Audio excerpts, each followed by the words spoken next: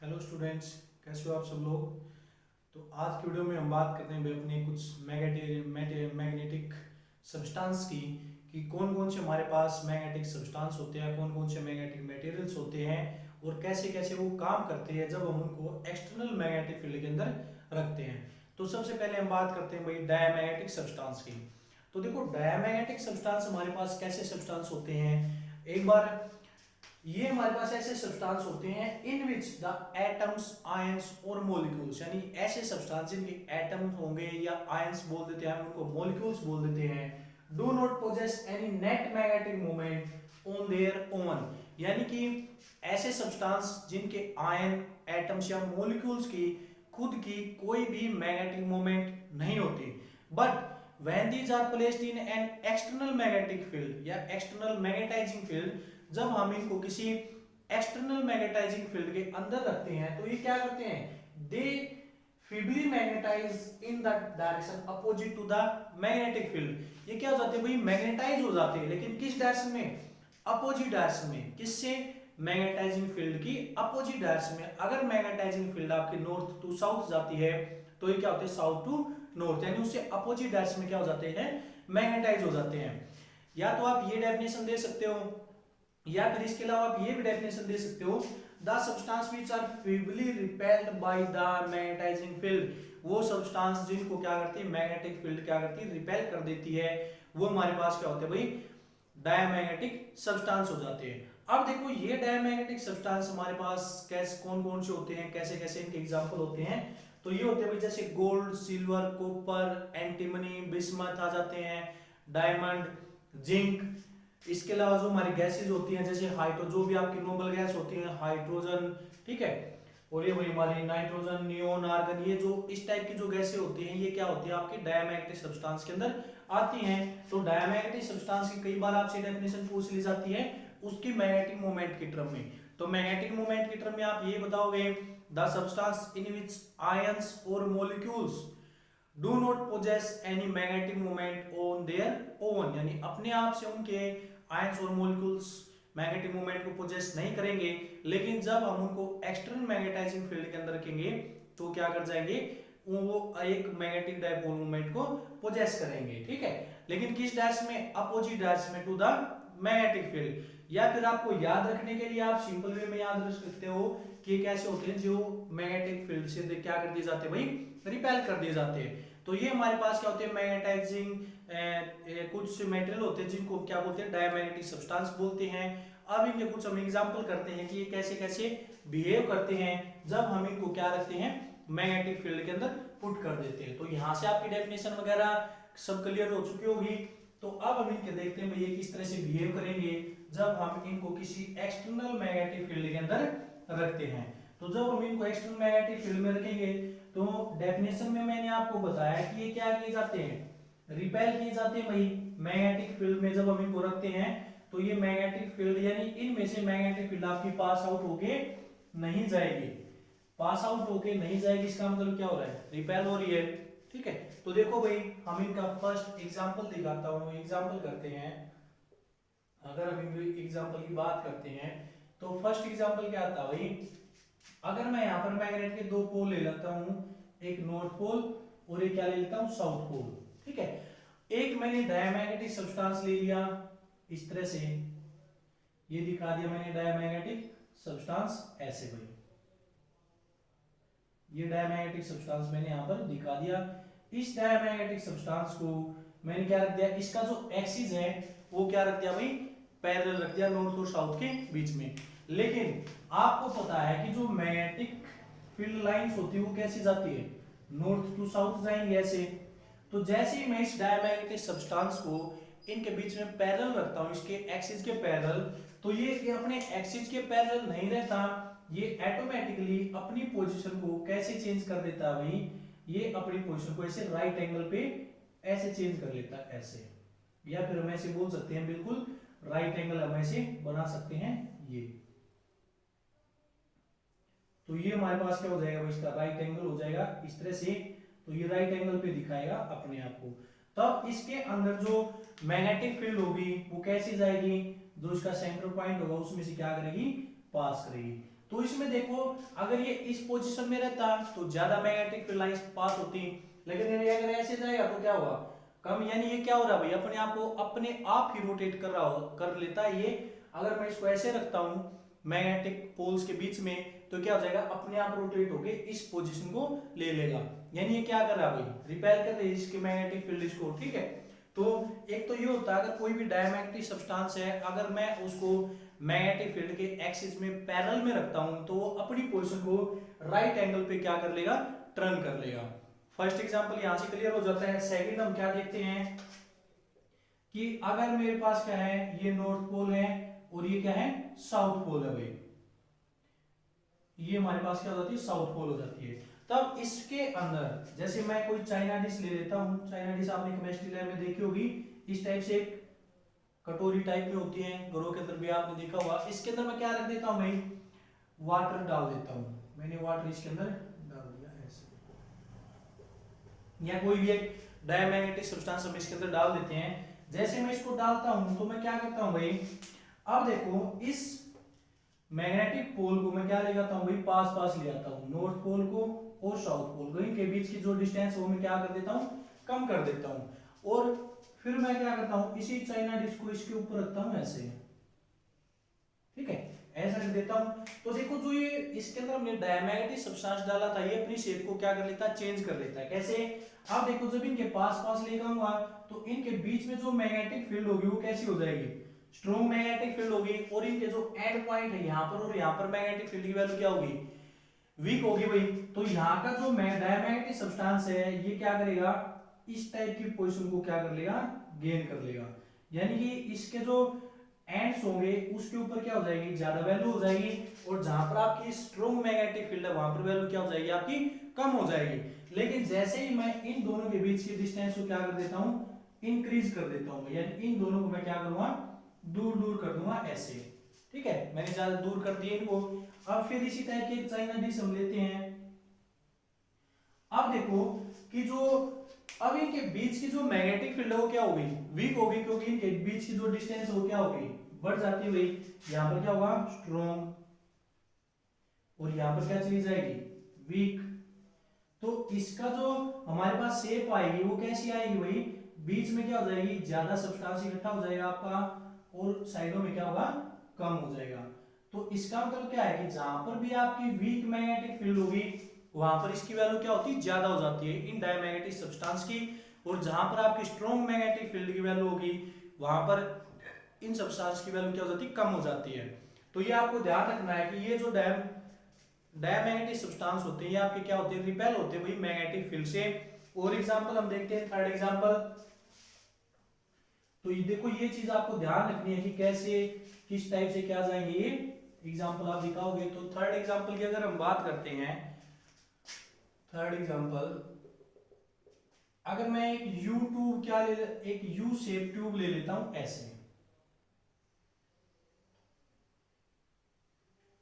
एक U shape मैंने क्या ले ली, ट्यूब ले ली।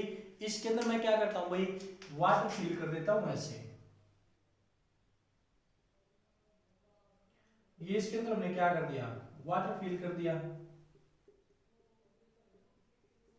तो अब देखो दोनों लेवल में वाटर लेवल क्या रहेगा, सेम लेवल तक रहेगा, लेकिन जो एक एंड है इसका, अगर मैं इसको क्या कर देता हूं, मैग्नेट के नॉर्थ पोल और मैग्नेट के साउथ पोल के बीच में क्या कर देता हूं, पुट कर देता हूं, तो इसके ऊपर क्या इफेक्ट पड़ेगा, ये जो हमारे पास यू शेप ट्यूब है इसके अंदर जो वाटर का लेवल है वो क्या कर जाएगा, इंक्रीज या डिक्रीज करेगा। लेकिन देखो हमने यहाँ पर नॉर्थ पोल और क्या रखा था भाई, साउथ पोल रखा था, तो इस एंड के अंदर जो वाटर लेवल है वो क्या हो जाएगा, डाउन आ जाएगा अपने आप, ऐसे यहाँ पर आ जाएगा।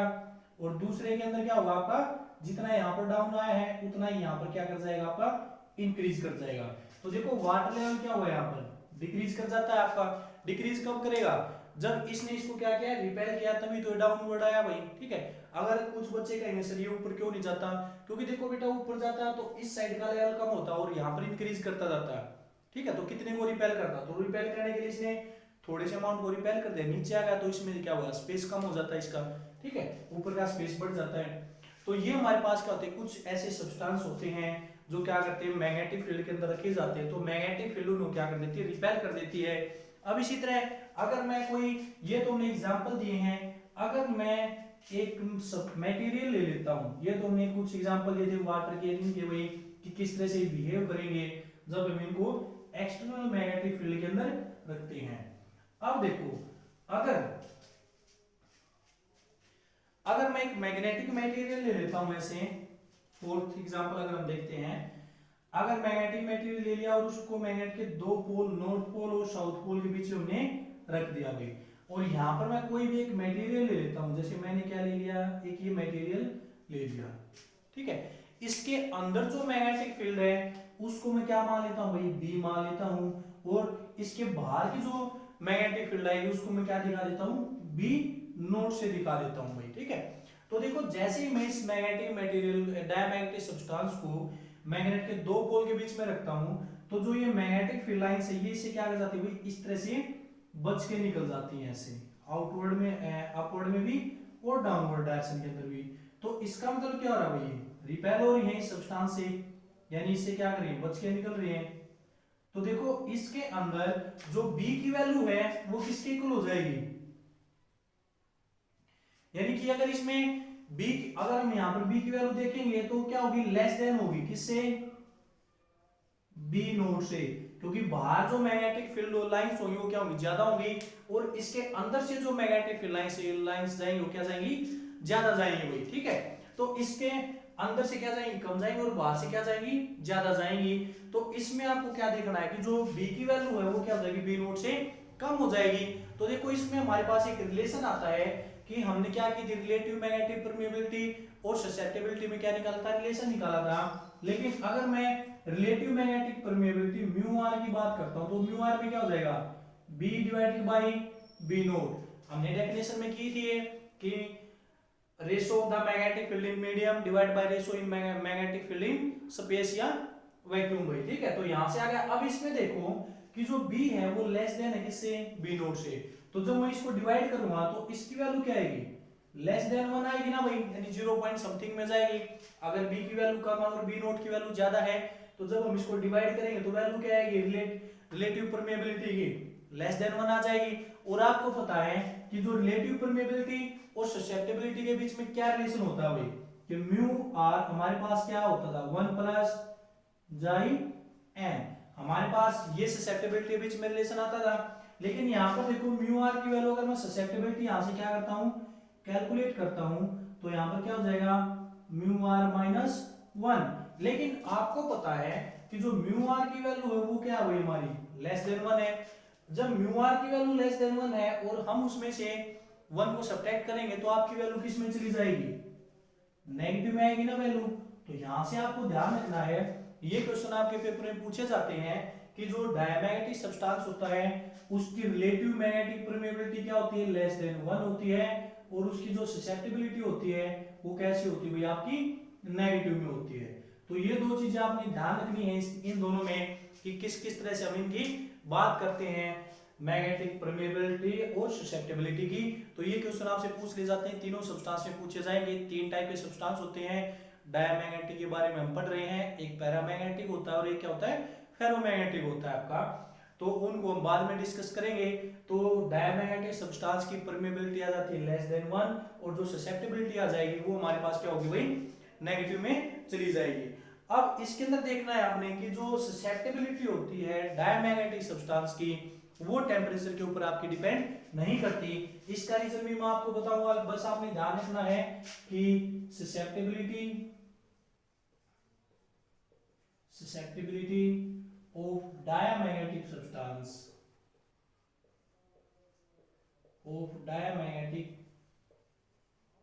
substance does not depend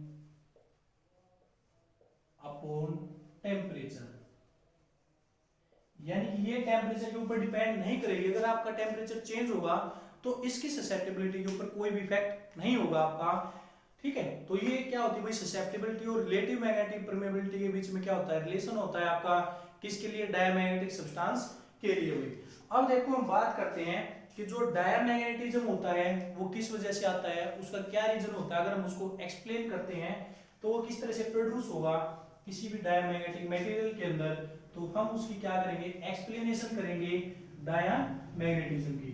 तो मैं आशा करता हूं कि जो भी चीजें मैंने आपको ये बताई हैं, एग्जांपल्स वगैरह डायमैग्नेटिक सब्सटेंस के, और इसके जो भी हमने 4-5 केस किए हैं, ये आपको अच्छे से समझ में आए होंगे और आप इनको अच्छे से कर पाओगे। लेकिन आपको ध्यान रखना भाई, इसकी परमेबिलिटी और ससेप्टिबिलिटी को आपने ध्यान रखना है, क्योंकि इनसे क्वेश्चन आते हैं, आपके पेपर में पूछे जाते हैं क्वेश्चन। तो हम ही क्या करते हैं भाई कि डायमैग्नेटिज्म की एक्सप्लेनेशन ऑफ डायमैग्नेटिज्म।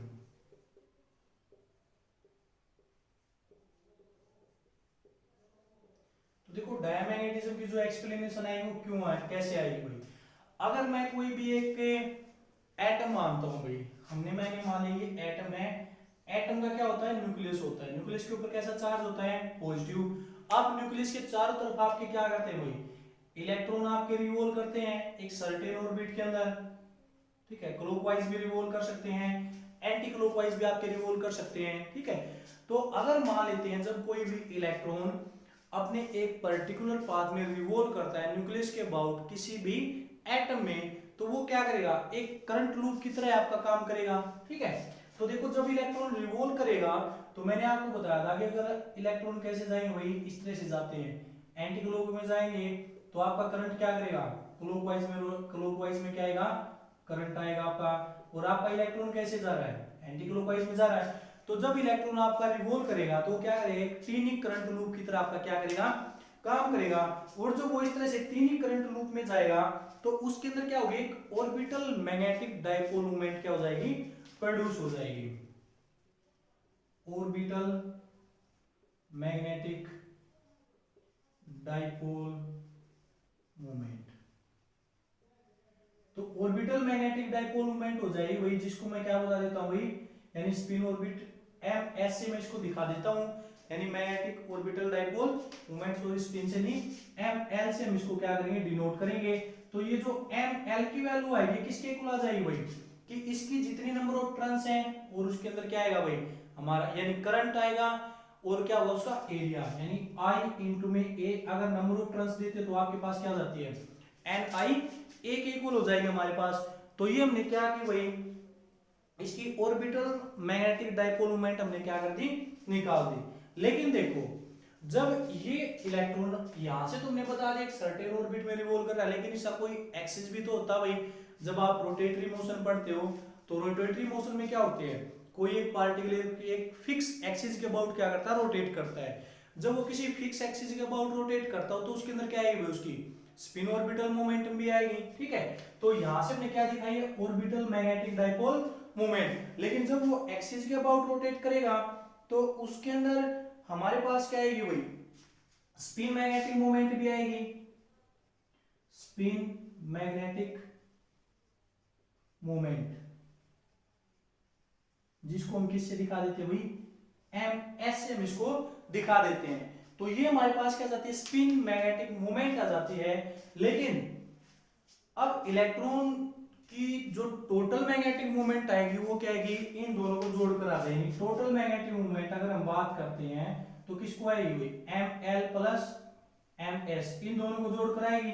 लेकिन इसमें आपने एक बात ध्यान रखना भाई कि जब हम इन दोनों को क्या करते हैं, ऐड करते हैं, जब इनको ऐड करेंगे तो इलेक्ट्रॉन की जो टोटल मैग्नेटिक मूवमेंट आती है वो हमारे पास क्या आती है, जीरो आती है। जब हम इसको जोड़ते हैं टोटल ऐड करेंगे तो वैल्यू क्या आती है हमारे पास, जीरो। तो इससे हमें क्या पता लगता है, तो इससे हमें क्या पता लगता है कि दोनों हमारे पास जो मैग्नेटिक डाइपोल मूवमेंट है ऑर्बिटल और जो स्पिन है वो दोनों कैसे हैं, अपोजिट है एक दूसरे से, ठीक है। लेकिन ये पॉसिबल आपका कब होगा भाई, यहाँ पर नेगेटिव साइन लगाने का मतलब क्या है कि दोनों की डायरेक्शन क्या है, अपोजिट है। अब हमने तो यहाँ पर एक इलेक्ट्रॉन लिया था, एक इलेक्ट्रॉन या तो वो क्लॉकवाइज रिवॉल्व कर सकता है या फिर वो एंटी क्लॉकवाइज रिवॉल्व कर सकता है। लेकिन यहाँ पर जो हमारे पास स्पिन आई है और जो मैग्नेटिक डाइपोल मोमेंट आई, दोनों हमने क्या दिखा दी, अपोजिट दिखा दी। तो इससे हमें क्या पता लगता है कि यहाँ पर जो इलेक्ट्रॉन रिवॉल्व कर रहा है उसके कोरस्पॉन्डिंग कोई दूसरा इलेक्ट्रॉन वो क्या कर रहा है, जो इसकी मैग्नेटिक डाइपोल मोमेंट को क्या कर रहा है, कैंसिल कर रहा है। ठीक है, यानी कि जैसे आप कोई भी काम करते हो, आप अपने काम को एक पर्टिकुलर वे में करते हो, लेकिन अगर कोई दूसरा इंसान आ जाता है तो वो क्या करता है, उसी काम को अगर अपोजिट वे में कर देता है आपसे, तो अगर आप टोटल वर्क देखते हो तो क्या होता है, जीरो के इक्वल आएगा। तो इसी तरह हमारे पास क्या होंगे, हम दो इलेक्ट्रॉन क्या कर लेते हैं भाई, एज्यूम कर लेते हैं। तो यहाँ तक तो आपको समझ में आ गया। इसको मैं क्या कर देता हूँ, थोड़ी देर के लिए रब कर देता हूँ, इस चीज को मैं एक्सप्लेन करके बताता हूँ। तो इसमें हम क्या मान लेते हैं भाई आपके, कि दो इलेक्ट्रॉन में एज्यूम कर लेता हूँ कि दो इलेक्ट्रॉन हमारे पास जाते हैं। एक इलेक्ट्रॉन मैंने ये एज्यूम कर लिया न्यूक्लियस के अबाउट, और दूसरा इलेक्ट्रॉन मैंने ये न्यूक्लियस मान लिया, इस इलेक्ट्रॉन इस तरह से मान लिया। तो इसको मैंने क्या दे दी भाई, एंटी क्लॉकवाइज क्या कर रहे हैं, रिवॉल्व कर रहे हैं, और ये क्या करेगा आपका क्लॉकवाइज जाएगा भाई। तो एक जा रहा है आपका क्लॉकवाइज और एक क्या जा रहा है, एंटी क्लॉकवाइज। तभी तो हमारे पास जो मैग्नेटिक मूवमेंट है वो दोनों क्या आएंगे, इक्वल एंड अपोजिट जाएंगे। यानी हमने सिर्फ स्टार्टिंग में एक इलेक्ट्रॉन लिया था, लेकिन वो एक क्लॉकवाइज भी जाएगा और एंटी क्लॉकवाइज भी। तो इसका मतलब क्या है, हमारे पास क्या है, दो इलेक्ट्रॉन, यानी उसके कोरिस्पोंडिंग हम क्या ले लें, दो इलेक्ट्रॉन ले लेते हैं जो क्या करेंगे, रोटेट करेंगे और उसकी टोटल मैग्नेटिक मूवमेंट को किसके इक्वल लेके आएंगे, जीरो के इक्वल लेके आएंगे। तो यहां पर हमने मान लिया भाई। लेकिन ये कंडीशन कब होती है, जब हम इसको दो इलेक्ट्रॉन के कोरस्पोंडिंग मान के चलते हैं। ये कंडीशन हम तब लेते हैं जब हम उस डायमैग्नेटिक सब्सटेंस को मैग्नेटिक फील्ड से दूर रखते हैं। ठीक है, तो ये कंडीशन हमारे पास कब आई, जब हम इसको मैग्नेटिक फील्ड से दूर रखेंगे। लेकिन जैसे ही हम इन दो इलेक्ट्रॉन को मैग्नेटिक फील्ड के अंदर रखते हैं, यानी इसको मैग्नेटाइजिंग फील्ड में लेके जाएंगे, तो इसके ऊपर क्या लगेगा, मैग्नेटिक फील्ड की वजह से फोर्स लगेगा। और वो फोर्स किसके इक्वल होता है भाई, क्या बी के इक्वल होता है। तो जब हम इसको मैग्नेटिक फील्ड के अंदर रखेंगे तो इसके ऊपर एक फोर्स लगेगा जो किसके इक्वल होगा, क्या बी के इक्वल। अब इसके अंदर देखो, अगर ये आपका एंटी क्लॉकवाइज मूव करता है तो इसके ऊपर जो फोर्स लगेगा वो कैसा, या मैग्नेटिक फील्ड की जो वैल्यू आएगी वो कैसे आएगी, आउटवर्ड आएगी भाई। ठीक है, और अगर ये क्लॉकवाइज रिवॉल्व करेगा ऐसे राइट हैंड रूल से, तो कैसी जा रही है आपकी, इनवर्ड में जाएगी। ठीक है, तो इसके अंदर अगर मैं ऐसे दिखा देता हूं भाई, इसकी वैल्यू ये और इसकी वैल्यू ये इस तरह से। ठीक है, इसके अंदर मैग्नेटिक फील्ड दिखा दो या आपकी क्या दिखा दो, फोर्स दिखा सकते हो। ठीक है, तो ये हमने इसकी वैल्यू दिखा दी भाई। अब इसकी अगर वेलोसिटी देखोगे इस पॉइंट के ऊपर, तो वेलोसिटी क्या होगी, इस साइड में जाएगी, और इसकी वेलोसिटी क्या होगी, ऐसे डाउनवर्ड में आएगी आपकी। ठीक है, तब देखो अगर ये एंटी क्लॉकवाइज आएगा और इसके ऊपर जो फोर्स होगा वो कैसा लगेगा आपका, आउटवर्ड लगेगा, इसमें ऐसे आउटवर्ड आ रहा है भाई। ठीक है, तो ये क्या करेगा, सेंट्रीपिटल फोर्स। सेंट्रीपिटल फोर्स आपने पता है कि जब कोई पार्टिकल रोटेट करता है तो सेंटर की तरफ जो फोर्स लगता है उसको हम क्या बोलते हैं, सेंट्रीपिटल फोर्स। तो जब ये एंटी क्लॉकवाइज आपका रिवॉल्व करेगा, आपकी मैग्नेटिक फील्ड या फोर्स है वो कैसा लग रहा है, आउटवर्ड लग रहा है।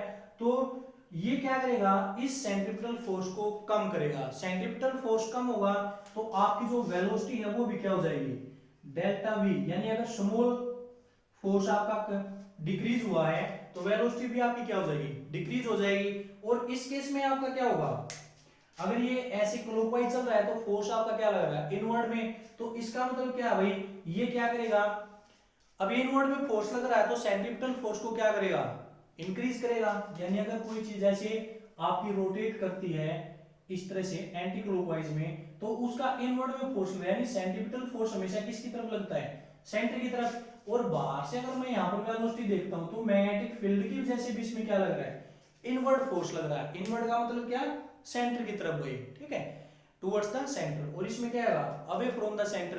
तो इसमें जब टुवर्ड्स द सेंटर लगेगा तो सेंट्रीपिटल फोर्स की वैल्यू क्या होगी, इंक्रीज। तो उसकी वेलोसिटी भी क्या हो जाएगी आपकी, इंक्रीज हो जाएगी। तो किससे भाई, पहले वेलोसिटी v थी तो इंक्रीज होने के बाद क्या होगी, v प्लस डेल्टा v हमारे पास ये हो जाएगी। और इसकी जो मैग्नेटिक मोमेंट आपकी इसमें क्या होगी, आपकी कम हो जाएगी, m माइनस डेल्टा m।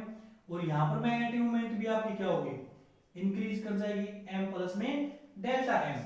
अगर मैं यहां पर चेंज इन मैग्नेटिक मोमेंट देखता हूं भाई, तो चेंज इन मैग्नेटिक मोमेंट हमारे पास क्या होगी, अगर मैं इनको क्या करता हूं भाई, कितना चेंज हुआ, तो चेंज होने के लिए मैं क्या करता हूं, सब्ट्रैक्ट करता हूं।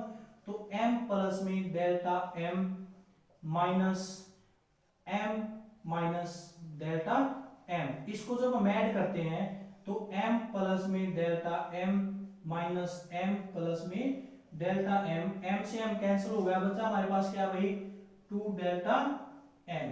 तो ये हमारे पास क्या जाती है, वैल्यू आ जाती है किसकी, मैग्नेटिक मोमेंट की। तो ये इसके अंदर क्या हो जाएगी, इंड्यूस्ड मैग्नेटिक मोमेंट हो जाएगी, किसकी वजह से, इनकी रोटेशन की वजह से।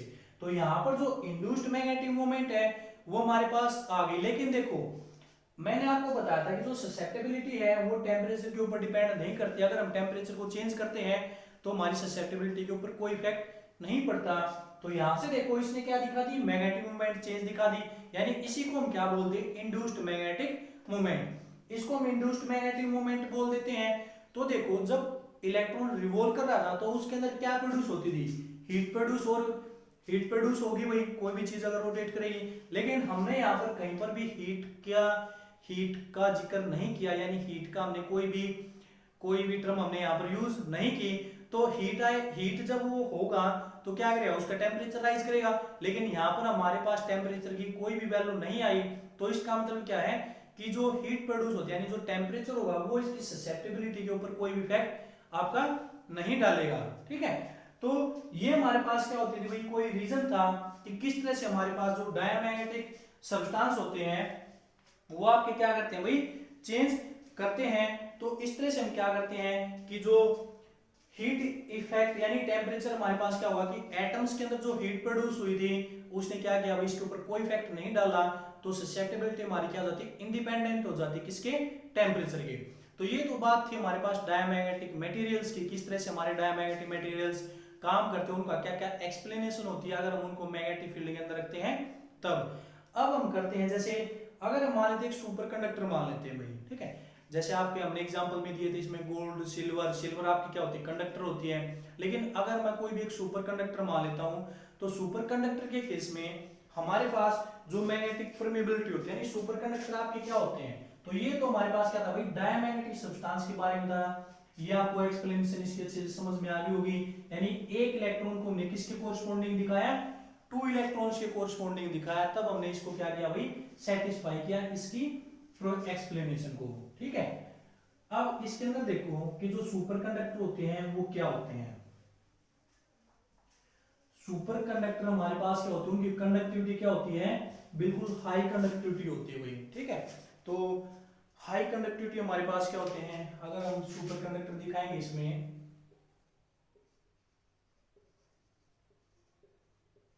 सुपर कंडक्टर्स, ठीक है, तो देखो सुपर कंडक्टर क्या होते हैं, इनको हम क्या करते हैं, ऐसे मटेरियल जिनको बनाने के बाद उनको वेरी लो टेम्परेचर के ऊपर क्या किया जाता है, कूल किया जाता है भाई, यानी कूल्ड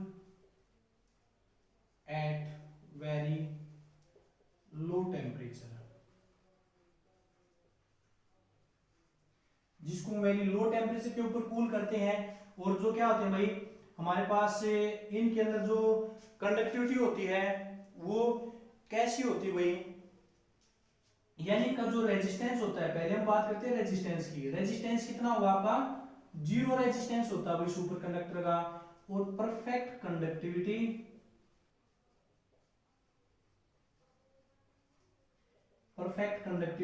एंड परफेक्ट डायमैग्नेटिज्म।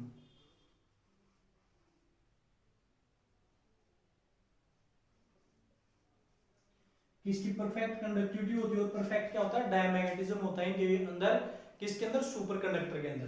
तो आपने ध्यान रखना भाई, वेरी लो टेम्परेचर के ऊपर क्या किए जाते हैं, कूल किए जाते हैं।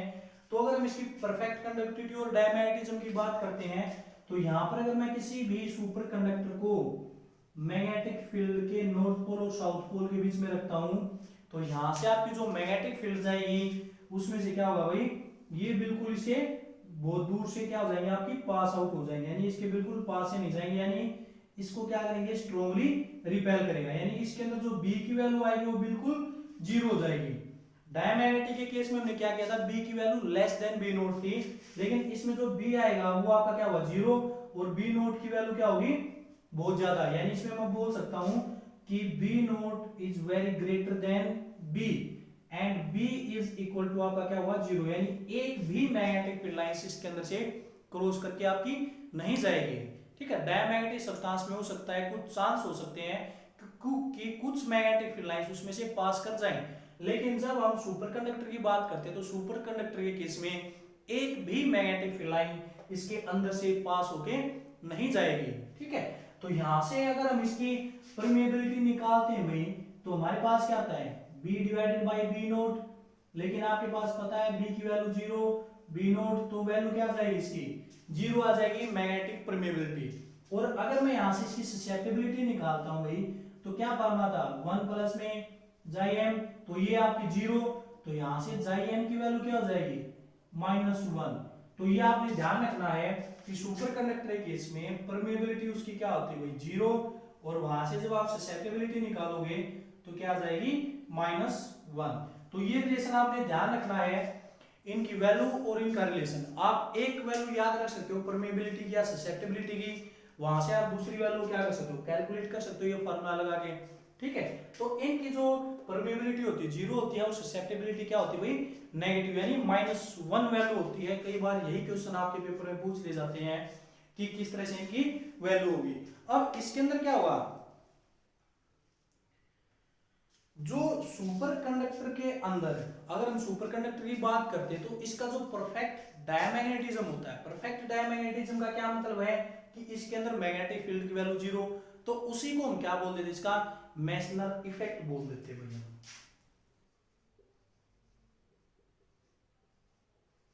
मेसनर इफेक्ट, मेसनर इफेक्ट क्या होगा, जो परफेक्ट डायमैग्नेटिज्म होता है ना भाई, perfect diamagnetism of super conductor,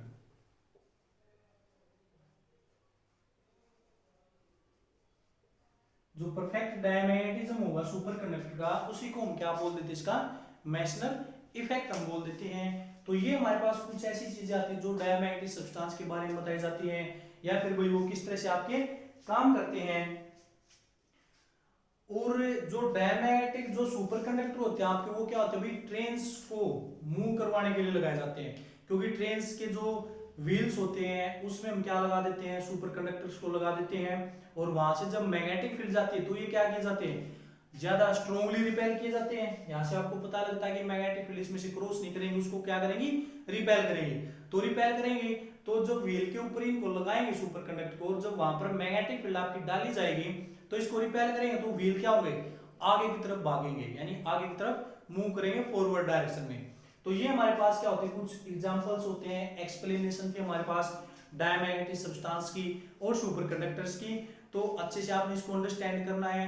इनको कोई भी क्वेश्चन वगैरह है, जो भी आपकी क्यूरी होती है आप मुझे कमेंट करके बता सकते हैं, और जैसा भी वीडियो लेक्चर लगे हैं वो भी मुझे जरूर बताएं। तो आज वीडियो में सिर्फ हम इसी डायमैग्नेटिक सब्सटेंस के बारे में बात करते हैं। नेक्स्ट वीडियो में हम बात करें अपने पैरामैग्नेटिक सब्सटेंस और फेरोमैग्नेटिक सब्सटेंस की। लेकिन आपने इतना ध्यान रखना भाई कि जो मैंने एग्जांपल आपके डायमैग्नेटिक सब्सटेंस में बताए हैं उसी टाइप से एग्जांपल आपके क्या आएंगे पैरामैग्नेटिक सब्सटेंस के अंदर आएंगे। अगर आपको डायमैग्नेटिक सब्सटेंस के एग्जांपल अच्छे से क्लियर हो जाते हैं तो पैरामैग्नेटिक सब्सटेंस और फेरोमैग्नेटिक सब्सटेंस के एग्जांपल आपको वेरी इजीली से अंडरस्टूड हो जाएंगे। तो आज वीडियो में सिर्फ इसी टॉपिक के बारे में बात करते हैं भाई। Thank you.